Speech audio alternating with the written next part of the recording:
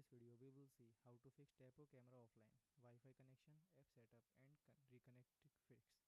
Fix 1. Check the camera's LED status. Solid green. Camera is connected and working normally.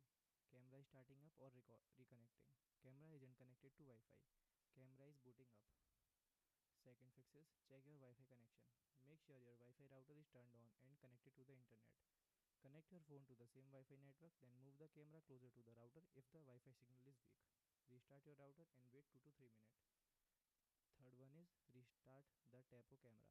Unplug the camera from the power outlet, then wait for 30 seconds. Plug the camera back in, then wait 1 to 2 minutes for it to reconnect. Fourth one is check the Tapo app. Open the Tapo app, then refresh the device list. Make sure you are signed in to the correct TP-Link account, then update the app if your newer version is available.